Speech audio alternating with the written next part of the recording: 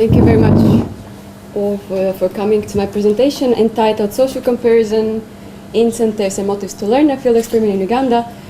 Those who have heard something about this project, please don't leave, because I'm going to add some more results, recent results, so I hope it's going to be interesting for you as well. Otherwise, I would like to present the design of this intervention, and then I would like to go quickly to results, because that's the main thing I would like to discuss with you. This is still research in progress, so all your questions, comments, recommendations are more than welcome. Just very quickly about the predictions from existing literature. There is a literature on social comparison theory that claims, based on Festinger 1954, and the basic is that we need information. We need to compare ourselves in order to be able to exert right amount of effort, and also in order to either improve or not improve in terms of performance. In economics, there are many experiments that question the social comparison theory. Most of them are experiments on feedback provision, and the evidence is actually mixed. Some of the experiments on feedback provision result in negative performance. Some of them result in no change in the performance of subjects, and on contrary, some of them actually result that students, or actually people in firms, they increase their performance. So the existing literature, the results of existing literatures are mixed. Then another literature dealt, what if we provide incentives to people? Would it help in terms of their performance or not? So there are studies that question whether giving money to subjects improve their performance or not. And again, the results are mixed. And also there is, what if we do not want to offer monetary incentives? Do reputational rewards have any impact on performance? For example, Kosval and Neckerman, 2011, they studied whether just simple provision of congratulatory card from NGO leader, whether this can improve or have any impact on performance of people in the NGO sector, and they found out that yes, even just pure congratulatory card can lead to improvement. So in my study, what I'm going to do, I incorporated all of these incentive schemes, and I'm studying what are the value added of rewards and what are the value added of information provision. And then, so I can come to research questions. So I'm asking whether feedback can feedback motivate students to improve their performance? How rewards, whether rewards play any role in terms of students' performance, and especially whether there is any value added on top of the feedback provision of these rewards. And then I'm asking about the heterogeneity of results. There's a as we will see from my results as well, there are different channels, how girls and how boys are reacting to the incentives. And then first I study, and this is how the presentation is going to be structured. First I will talk about learning outcomes like math and English, and then I will talk about the other outcomes such as happiness, stress, aspirations, overconfidence, and effort level. So it is a randomized, the whole project is a randomized controlled trial, which means that I divided my sample randomly into treatment and control groups. In order to maximize the balance between these groups, I first stratified the sample, and then I divided into treatment and control groups. So first I will introduce you the treatments. Treatment 1 is provision of feedback to students, to small groups of students within the class. Okay? So imagine if we are here, one class, and we were randomized into treatment 1, I divided all of you into small groups of 3 to 4 students, and during the whole academic year, I'm giving you information how you as a group are doing compared to other groups. Okay? There is detailed information about the performance of every single person within the group, and then there is information how the group is doing compared to others. Then the second treatment I called a cross-class comparison, and it is nothing else than as if we are one class, I'm going to give you information about how you as a whole class are doing compared to other classes. Okay? So there are going to be 8 different classes from different areas, and then I'm comparing you as a class to the others. And there is a pure control group. This is a group of students who were just examined, but they didn't receive any information. Okay? So this is treatment 1, treatment 2, and control. These are the feedback treatment groups. And then, at the end of the study, I'll show you the timeline in a second.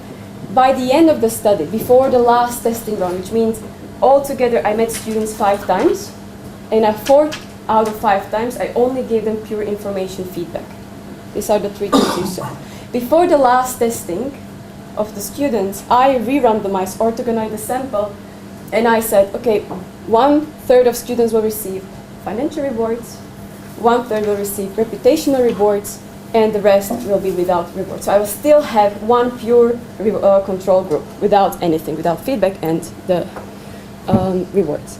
Financial rewards is 2,000 Ghanaian shillings, which was by those days, it was like 80 US cents. And reputation rewards is that if you qualify for the reward, your name is going to be published in local newspapers. Okay? The timeline is as follows. So there is a round 1, which is baseline survey. I only collected math and English scores. Then I came for the second time. I gave treatment 1 group their feedback. They received small cards and small books. Those books were kept in the school, and so that they collected this repeated feedback and they saw it in their book. In the class, unfortunately, there was a problem that I could not, because I was there only with 3 other people, and we had approximately 6,000 people to evaluate. So I didn't manage to get feedback to treatment 2, but the treatment 2 start with 1 round delay. Testing round 3, students receive feedback, control group remain uninformed. The same happens in the round 4. By the end, as I told you, I divided the whole sample in as if 9 groups, and there is still 1 pure control group remaining. Again, it was stratified stratified and randomized on the class level. So altogether, there are more than 5,000 students repeatedly tested and interviewed, and those students are from southern Uganda and are from the primary 6, primary 7. These are the last 2 levels in primary schools, and senior 1 to senior 4, which are 4 levels in the secondary school. The working language in Uganda is English, so everything actually happened in English. So I would like to come to the results. As usual, randomized control trials, first we are supposed to check whether the randomization went okay or not. So I collected all the information, both baseline math and English scores, together with the answers to the questionnaires I asked, and I checked whether on average treatment groups are the same compared to the control. Everything was, there are like very few indicators that are significantly different, but since it's less than 5%, I believe it's just because something needs to be significantly different. But when I look into attrition, what is attrition? It means whether the students whether the students are present in the last testing round or not, I can see significant difference. And this can cause introduction of selection bias. So I will be checking on this, and I will also show you alternative ways how to compare the results to Euler's regression, but I will come to that in a while. So at this particular moment, I can tell you, and maybe it is also one result of the study, is that being part of the feedback comparison group is actually lowering the attrition, and being part of financial and reputational rewards is again lowering attrition. So students exposed to some treatments were on average from 9% to 13% less likely to be absent in the last testing round. It makes sense, right? If you are motivated, you simply come. Unfortunately, I do not have the dropout results yet. I mean, I have the data from the headmasters whether the students really dropped out or not, but I do not have it ready. So I will check on this later. And always comers, you can see that always comer means that student was present in all 5 visits that we conducted, and you can see that treated students, except the reputational ones, are actually more likely to be present in all testing rounds. Okay? So now, who are those who actually are missing, or who are not in the last testing round? So you can see that the red one is the treatment 1, blue and green, blue is control group, green is treatment 2 group. So you can see that the students in the treatment group are coming from poorer backgrounds, those who are treated. And this is in mathematics and this is in English. However, when I look into so at the beginning I looked at the differences between treatment 1 and control, treatment 2 and control, whether the randomization went okay or not, right? And I found out that there was no significant difference. Then there is significant difference between those who are treated, so that's the non-random attrition. But then when I look at those who stayed, they're actually again not significantly different. Okay? So in the end, I mean, if I look in OLS regression, it should be that I have as if non-random attrition, even though, despite the fact that students from treatment 1 and treatment 2, they attrit more often. Statistically, it is possible that when you look here, this was on 15% alpha level, it was as if significant. But those, when they drop out, those students, I'm actually moving towards being less different between those groups. So maybe students who dropped from the treatment groups actually made my comparison and treatment groups more similar. This is something I'm still working on, but I just wanted to show you that if I proceed with OLS, simple OLS regression, at the firstly I'm going to show the results by OLS, and I'm going to assume that there is no non-random attrition. But then I will show you also the other specification that actually show that the results do not differ. So these are the kernel distributions of students initially in math and English and after those who drop out. So those are students who stay, and they do not differ significantly. Okay? So now, if we look into average effects, treatment effects, we can see that the first two are the effects of feedback on math and English. The last are the effects of rewards on math and English. These are general effects or overall effects. So you can see that the feedback in mathematics lead to improvement of approximately 0.1 standard deviation, but there is no effect in English. And then rewards improve both math and English. Okay? If you would like to see the results, it's a 0.1 standard deviation for feedback on average, and then financial rewards and reputation rewards 0.15 or 0.11 standard deviation increase in mathematics. In English, the result is persistent only for rewards. And I'm going to discuss on this later. Yes. So the question is, do students receive English and mathematics as equally subjects?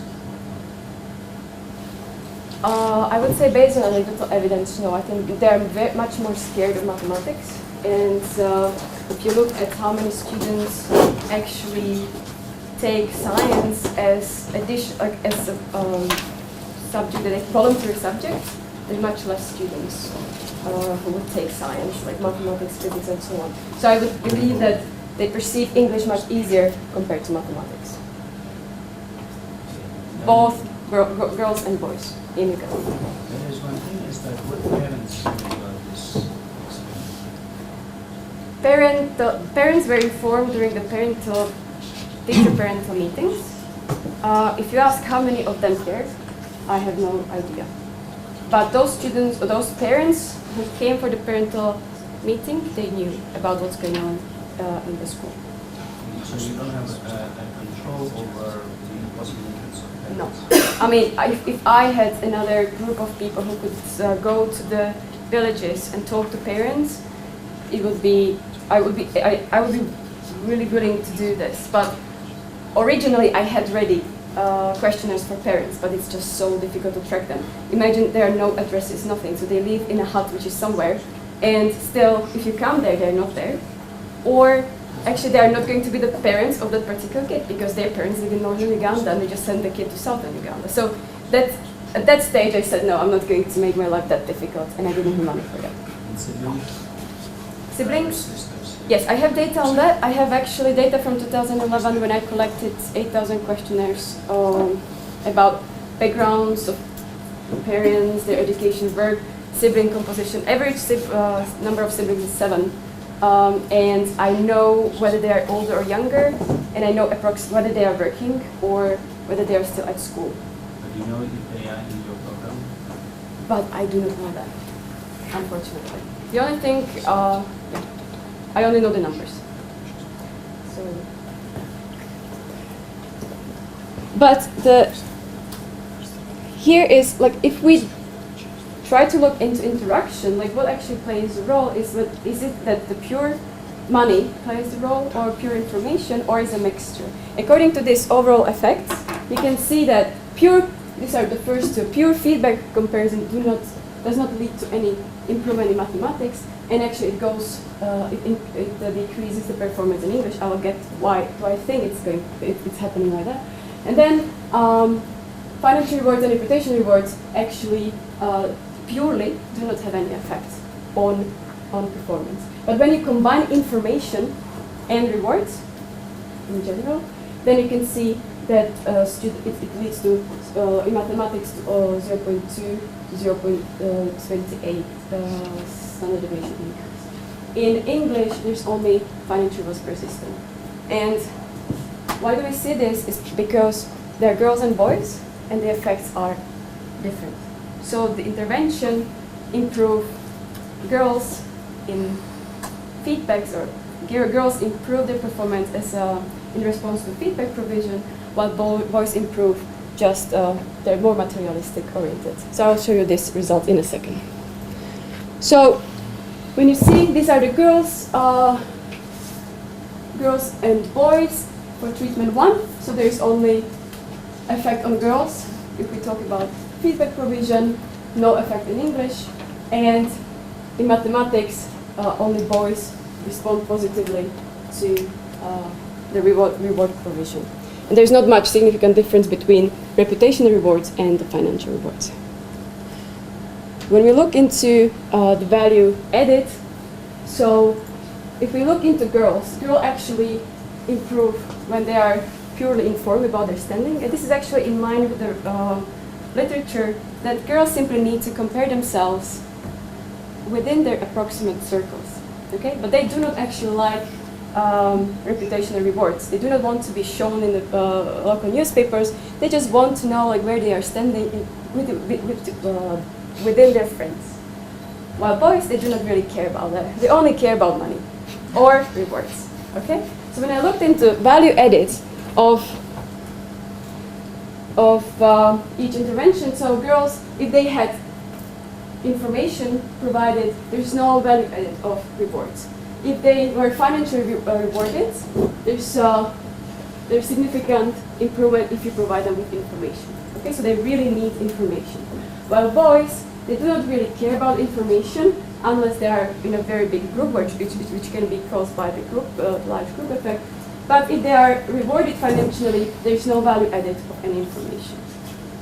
Okay. It has something to do with effort, and I was telling you that I will explain my point of view why math results are different from English. It's actually plus and minus of a mistake of my design.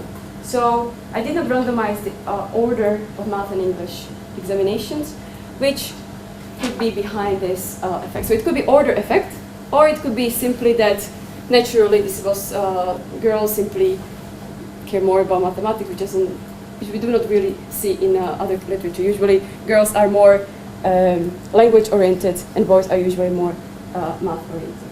So when I looked into effort level, because I have perceived effort level from the questionnaire, what I can see is that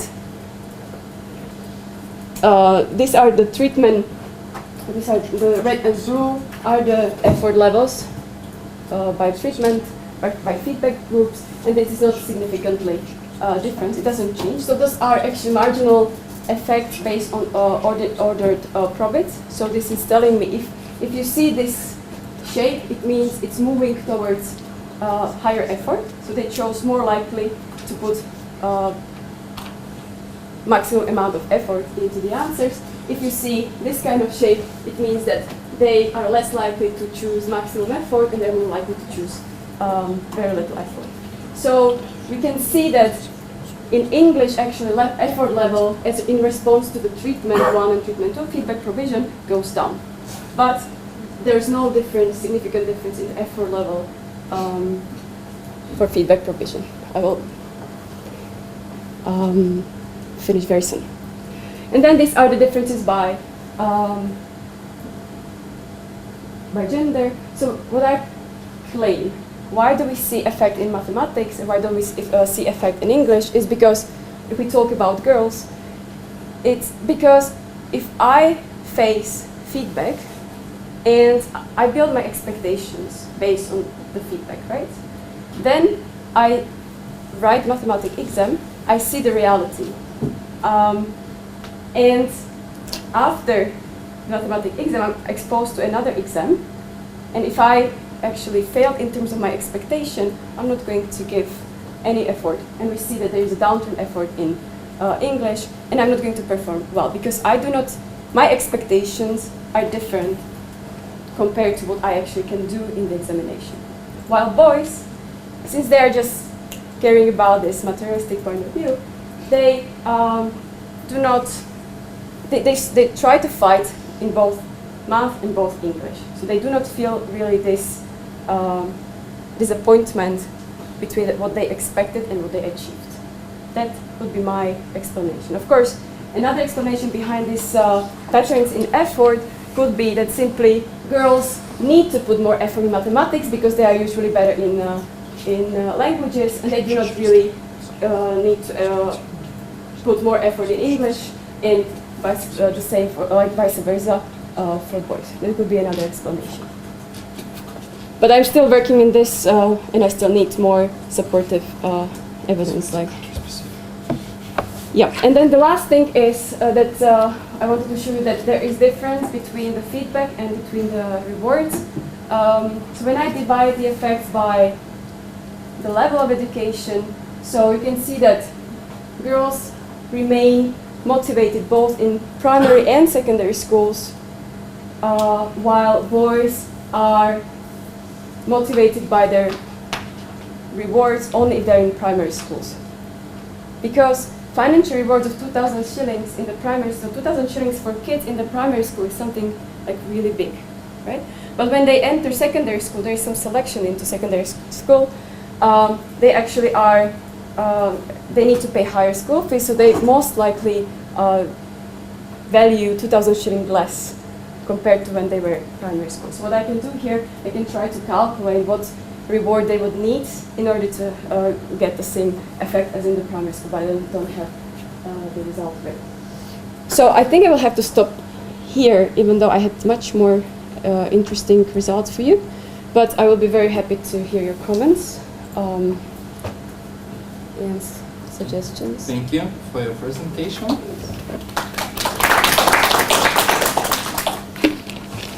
Comments? Mm-hmm. Yes, please. Yeah.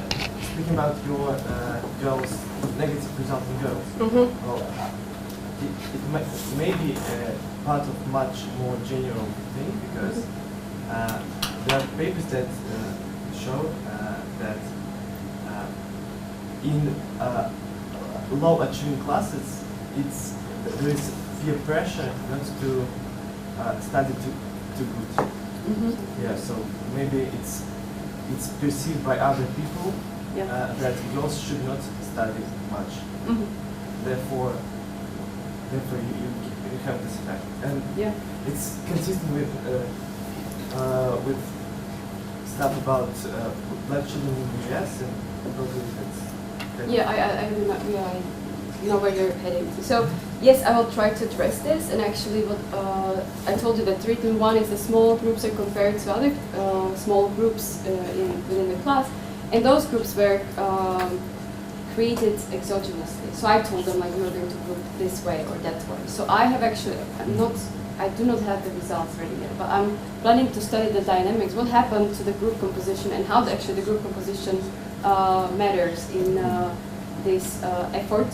And so if it is in line with this research, I would be actually able to distinguish whether just pure boys groups behave differently compared to mixture, compared to the pure girls groups. So if they, and I can compare their group effort level and also performance. So that's and there is also like I have data on the overconfidence, or the data on happiness and stress and other things. So I can even see whether girls who were in 1 to 2 ratio, girls-boys ratio, feel, for example, more disappointed or less happy and more stressed compared to those who were just a majority of girls, for example. So this is all where I'm heading to. I just do not have the results yet. Yes. I'm sorry if I didn't get it from the presentation, but did you control for the fact that pupils can get the feedback from the other sources than you? So the informative level in Uganda is very low. That's where we start, because they have some sort of information about how they are doing. Well, they get their marks, I presume. So, as I said, there are schools where students are more informed, and that's why I stratify the sample based on the quality of the school. So I do not really care whether there would be effect coming from that direction, that's what I mean. But still, and based on the talks, like from or evidence from the field experiment, the quality of information also differs. So very often it happened when I talked to the headmasters that they told me, well, you actually showed me that another student is good. I didn't expect him to perform good. So, and teachers are also having very big troubles in terms of in math and in English as well. So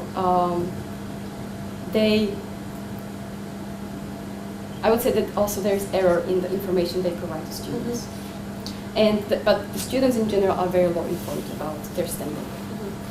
Mm-hmm. Can your results then be explained by the fact that you just come and give them something they don't expect? So there's a very famous experiment in psychology, a Houghton experiment, where where researchers came to the General Electric and tried to find why some people worked not so hard, and just the fact of their attention increased the productivity. So yeah, like the effect of me being like just that they're exposed to something different. Yes. Just your attention, just the participation in the experiment. What I wanted to say is that also control group have my participation, right? So I mean that sort of effect connected to being exposed to some extra examination is captured by the control group. But of course, if there is an interaction of us being present, and the fact that we provide them information, I do not have any control for that. But I'm not. I don't think it's coming just because they are tested, because as I said, control group is capturing this, and there's improvement in the scores of the control group over time. I mean, they improve as well, and it could be because of us, and it could be because of the one academic year they learn over the year as well some things. But this, so the effects that you see are the difference between the treatment and control. So this is taken away from the treatment effect. But whether this treatment effect has a component that there's an interaction between being informed and being part of something that I unfortunately cannot distinguish. Okay, more questions, comments? Thank you, Dagmara, for the presentation. It is not your first presentation, and I remember in one of the previous presentations you mentioned that only headmasters were informed about the treatment, and today you mentioned also the parents.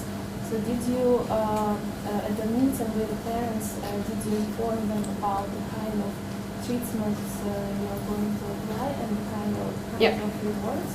Was it before, was it after, or during the treatment? So in 2011, I came there for half a year just to make arrangements, and I met headmasters, and I didn't meet parents myself. In Uganda, as I told you, it's not. I would have to spend 1 year trying to track people who are responsible for those students, and I would not even get to the parents because most of the parents either died or they live in different areas in Uganda. So I would have to talk to a person that is legally or that has this particular kid in their household, but it's still not a person who is legally their parent or whatever. So, and I cooperated in this task with an NGO. And this NGO, so all students or all schools that are in this particular study have a connection with this NGO. So it means that at least one student in their school is supported by this NGO. So we discussed the issue, and I talked to headmasters. I informed them about this particular project, and once they agreed that this is going to happen in their school, this is their responsibility. They accepted it. Then they have teacher-parental meetings, and they discuss what's going on in the school. But as I told you, whether they come 5 parents, whether they come 100 parents, I do not know. So they informed people who are interested that there is something going on. And as I was informed, this is like how it is in Uganda. The teacher, the headmaster, decides what is going on and what is happening in the school. So having permission from the headmaster and being in cooperation with NGO was enough for me to have proof. If you talk about ethics and morality, so I think this is fine. No, I just asked about whether the parents knew That I do not about know. the treatment. I mean, I know that in the parent-teacher meeting, they discuss what's going on, and this issue was discussed. But I do not know what percentage of those parents actually knew about it in the end, because I do not have the data on that. And yeah, it's All right. No more questions? Thank you. Thank you very much. Yeah.